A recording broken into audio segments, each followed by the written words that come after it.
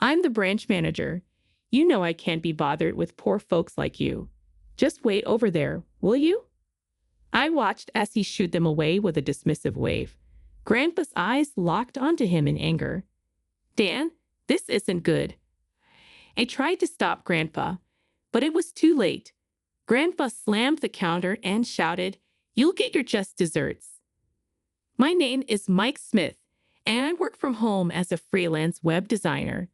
My family consists of 5 people: my parents, my brother, and my grandpa, who lives with us. I'm not sure if Grandpa knows that I work from home, but he often asks me to do chores for him. Thinking back to when I was a kid, he used to drive me to school and lessons and gave me my allowance, so doing these tasks for him now isn't really a big deal. Since I was young, I've admired my grandpa for his strength and knowledge. He's good at carpentry and gardening. Even now, I still look up to him. He's nearing 80, but he's as cool as ever. Today, as usual, he's out tending to his hobby garden. "Mike, I need a favor." "What is it?" "It's finished a part of my work, so I'm free now." Wiping his sweat with a towel, probably just coming in from the garden, Grandpa made his request.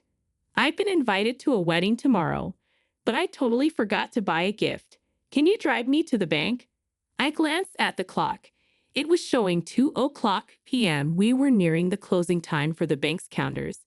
Considering wedding gifts, I needed to buy something for the new couple that would be helpful and luxurious from their wish list. With that thought, I quickly agreed, and we headed to the bank. Grandpa used to drive, but he gave up his license last year. With all the news about accidents involving older drivers, he decided it was better to give it up than be a burden. It was probably harder after Grandma passed. He often said that he couldn't drive without someone to be with him. I remember the day he proudly told me that he'd given up his license, and from then on, I'd be his chauffeur. The bank was crowded, and I braced myself for a long wait. Meanwhile, Grandpa had bumped into some acquaintances and was deeply engrossed in conversation. Grandpa's token number was 75, and the number currently being served was 50. I realized we might be here for a while and scanned the surroundings. It seemed like a small-town bank with a majority of elderly clients. Many were engaged with bank employees with various questions. Just as I was about to pull out my phone to kill time, a loud voice emanated from one of the counters. "You can't withdraw money with this debit card. Bring another one like." "I've been telling you." There stood a bank teller wearing glasses and shaking his hefty belly, raising his voice at an elderly man. This man, dressed in a noticeably high-end suit and watch, lacked any hint of class. The old man, shouted at by him, left the bank looking quite dejected. The next person to be called was an intimidating middle-aged man wearing a gold necklace. He had a lot of tattoos and scars, and wore glasses, looking like the stereotypical mobster. Now the teller was serving him with extreme politeness and lots of bowing. It's quite rare to see someone change their attitude so drastically based on the customer. My gaze shifted to the ATM, where a young lady bank employee was patiently teaching an elderly woman how to use it. Given she's wearing a uniform, she must be a bank employee too. Her gentle smile while assisting customers showed that not all employees at this bank behaved like the rude teller. Several minutes passed as the bank was about to close. The waiting number was around the 70s when I noticed something odd. The rude teller's counter was displaying number 76. He had seemingly skipped Grandpa's number, 75. During a brief lull, I approached the teller. "Excuse me, my number is 75, but it seems like it was skipped." The teller looked annoyed by my question. His name tag read John Nelson. I was curious to see how he would treat me. As expected, he responded dismissively to me, dressed casually in a t-shirt and jeans. "Oh, there wasn't a mistake. There's a priority system here." "Priority system?" "Yeah, bigger transactions are more beneficial for us." Besides, country folks like him probably have plenty of time, right? Just let him wait. I was lost for words because of the teller's rude attitude. Then John was calling over another customer and essentially shooed me away. Angered by his condescending attitude, I returned to Grandpa's seat. Grandpa was patiently waiting while reading a book. Mike, what happened? Well, when I asked the teller why your number got skipped, he told me that country folks probably have plenty of time, so you guys can wait. It pissed me off. That's ridiculous. This branch got a new manager recently. The previous one was nice, but given how this new one lets John behave, I'm not sure about him. Yeah, sudden changes often hint at underlying issues. As we chatted, the kind young lady bank employee from the ATM approached us. Her name tag read Emily Mish. I'm sorry for the wait. May I see your number, please? I'll check it for you. Kneeling to match our eye level, Emily took the number from us. Then she went to John to verify, but he seemed to berate her. I couldn't help but rush over to confront him. What's the issue? Seeing me, John sighed loudly. What is it? You again. Can't you wait just a little while? But they have been waiting for quite some time. Quiet down. I told you there's a hierarchy to customers, didn't I?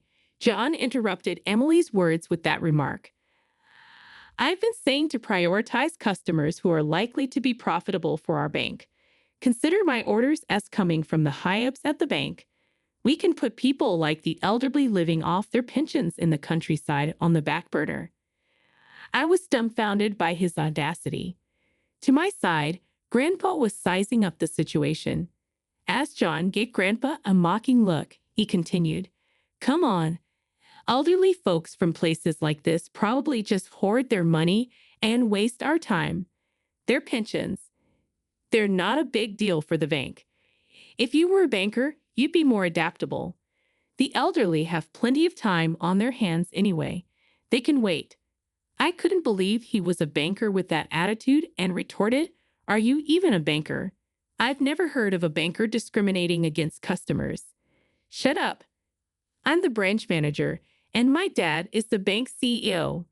The way I do things is the way this bank does things. I can't be bothered with poor folks like you. Just wait your turn.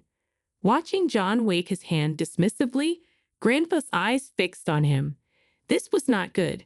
I tried to stop Grandpa, but it was too late. Grandpa slammed the counter and shouted, I can't trust a bank with a manager like you. I'll be moving all my deposits, as well as my companies, elsewhere. Arrange the full amount now. With a stern voice, Grandpa made his demand. John looked startled momentarily, but then returned to his condescending smirk. He checked Grandpa's bank account, expecting to find a small balance. His face started turning paler by the second. His face had gone beyond pale, looking almost ashen. What? What's wrong? Can't you handle a poor person's savings? I can wait however long it takes. Just get it ready, Grandpa said, then heavily sat in the waiting room chair. John's face turned pale blue. It's no wonder. Grandpa is the CEO of a certain company. He's approaching 80 but is still going strong. He might look like any ordinary elderly man, but when he's at work, he's an imposing figure and quite intimidating. I don't know the details, but his personal assets must be in the several $1,000,000, and the company's funds even more.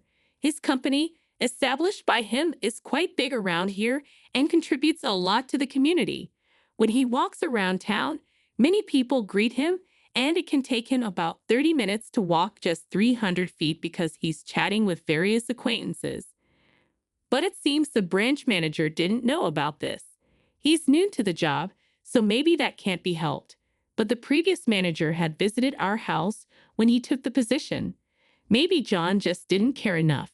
It could be said that John's disregard for customers led to this situation. Without saying a word, Grandpa continued to glare at John, not missing a single move. That look must have been absolutely terrifying to anyone on the receiving end of it.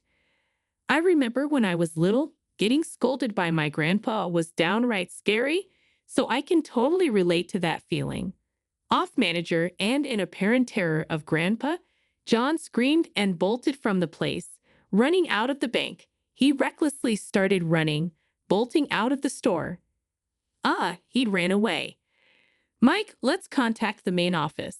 That guy said he was the CEO's son. We need to clean all the dirt from under the rug completely, Grandpa said with a smirk. Once he gets like this, nothing can stop Grandpa. He's truly a force to be reckoned with. I was about to call the main office when someone approached us. It was Emily. Sir, I deeply apologize for our manager's behavior. I know it's impertinent, but could we have a moment of your time? What? After that, we learned shocking facts from her. We decided we would take down John completely. We then gathered various documents and prepared everything to close our accounts and headed to the bank's main office. Grandpa had already scheduled an appointment with the bank CEO. Dressed in suits, both Grandpa and I made sure to present ourselves impeccably.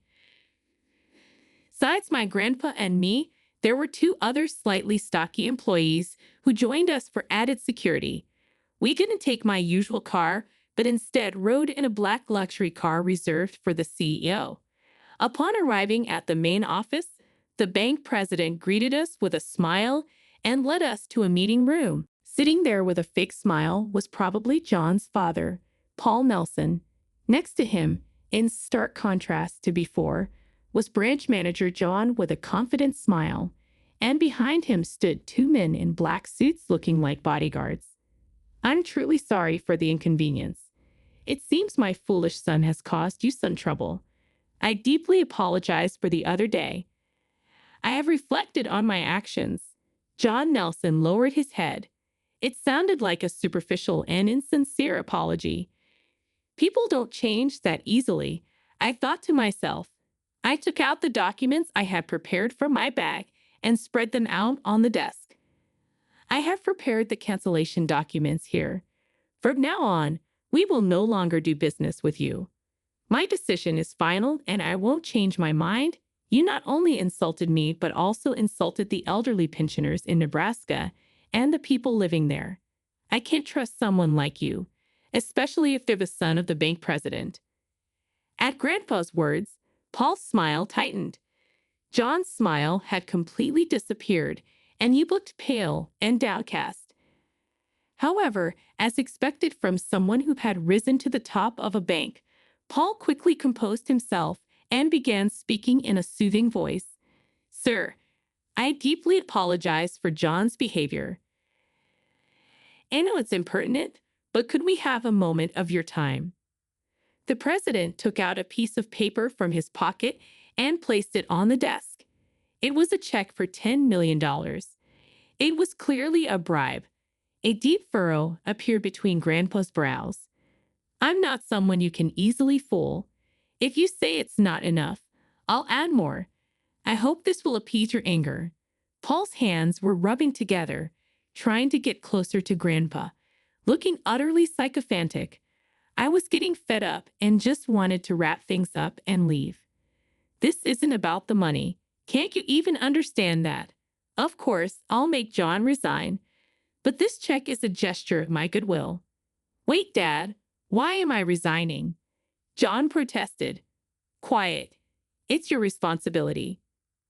But wasn't it your policy to increase profits? My branch had good sales. Wasn't that the answer? Just shut up. If you hadn't messed up, we wouldn't be in this mess. There must have been a better way. Excuse me, can I say something? I interrupted the bickering father and son. Regarding the profit your son mentioned, we've received complaints from the residents of Nebraska about aggressive sales tactics for financial products like investment trusts and insurance. Some people even mentioned being scammed into signing contracts. I've consolidated these complaints and consulted with the Better Business Bureau. I expect the Consumer Financial Protection Bureau to intervene soon. What? Paul snatched the printout listing the complaints from the desk and checked the contents. I assume many of your clients will be canceling their bank accounts soon, So you better be prepared. And now, here comes the main part. I slowly took out my tablet and began navigating through the files. Displayed were a series of numbers. See this here, here, and here too. These are unauthorized withdrawals.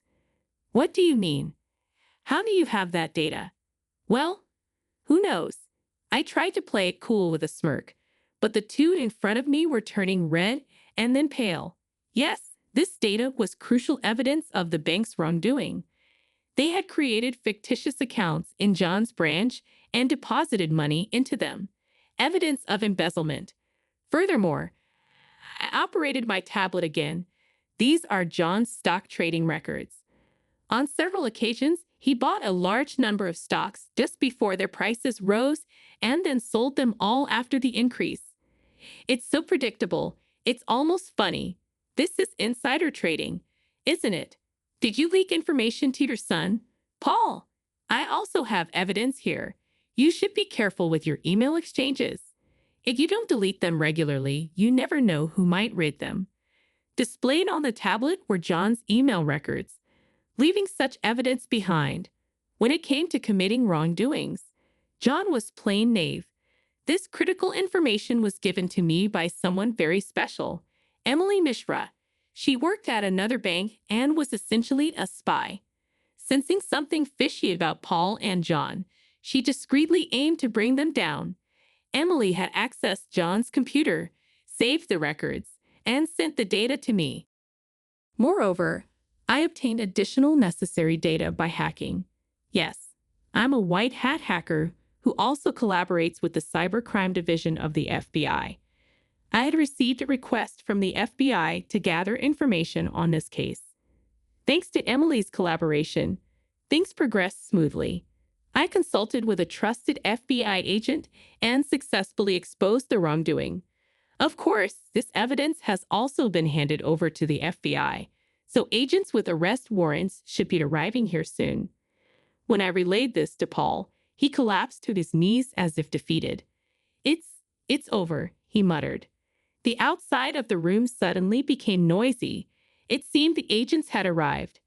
The two men in front of me were so shocked they could only let out silent screams. The next day, the front pages of newspapers were all about the scandal involving the local bank CEO and his son. It was even covered on national news, making me realize how significant the issue was. Due to the CEO's misconduct and profit-focused policies, the bank's reputation plummeted. Eventually, it was decided that it would be merged with a rival bank, of course, the bank where Emily worked. In the end, whether it was the arrest of the CEO and his son that put Grandpa at ease or not, he didn't move his deposit to another company. Well, it involved a significant amount of money, so maybe that was for the best. While glancing at the talk show discussing the bank scandal, Grandpa and I were sipping tea. I slowly drank the piping hot tea and nibbled on some cookies. Even though Grandpa turned 80 this year, he still had strong teeth to crunch on hard cookies. He's so lively that I'm sure he'll live a long life. I hope so. I want him to live up to around 150. By the way, Mike, how's Emily doing? Upon hearing Grandpa's words, I almost spit out my tea. But Grandpa, why do you ask? There's nothing I don't know. So, how's she? Oh, we just text on Messenger. That's all. Since then, I exchanged contacts with Emily and became friends. She's considerate and has a great sense of humor, so it's always fun talking to her. Right now, she's one of my good friends. You could at least invite her for dinner, right? I'd love to hold my great-grandchild. All right. You're going to live another 70 years, right, Grandpa? Maybe even see your great-grandchild's child. Well, as much as I'd like to think so, 150 years might be pushing it. But with advancements in medicine, who knows? It seems Grandpa has plans to live a long life. I'd love to see him in the Guinness World Records. Before I knew it, the news had moved on to another topic. Upon noticing, Grandpa, with a huff, stood up and grabbed his straw hat for the garden. Looking at him, He's just a regular old man, and I never guessed the authority he once held. He's kind to those around him and well-liked, but when it comes down to it, he's super cool. I hope to be like Grandpa someday. I never want to be blinded by money, look down on others, or commit crimes. I made a silent vow to become an upright person just like Grandpa, someone even his own grandchildren can look up to.